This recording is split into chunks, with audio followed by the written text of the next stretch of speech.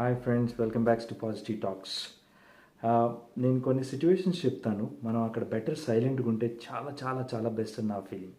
ఏంటంటే, ఒకవేళ మీరు భయంకర ఎమోషనల్గా ఉన్నారనుకోండి, better you be silent at that point of time. In the same way మీరు భయంకరంగా కోపంలో ఉన్నా కానీ ఆ టైంలో కూడా మీరు సైలెంట్గా ఉండటం బెస్ట్.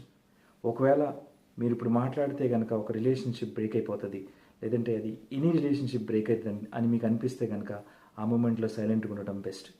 ఒకవేళ ఇప్పుడు మీ డిస్కషన్ ఒక ఎదుటి పర్సన్ హర్ట్ చేస్తున్న ఉద్దేశం ఉంటే కనుక ఆ టైంలో మీరు సైలెంట్గా ఉండడం చాలా బెస్ట్ అని నా ఫీలింగ్.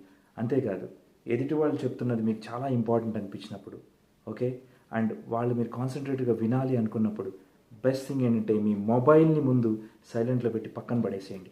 వాళ్ళకి మీరు చాలా ఇంపార్టెన్స్ ఇస్తున్నారన్న విషయం వాళ్ళకి అర్థమవుతుంది.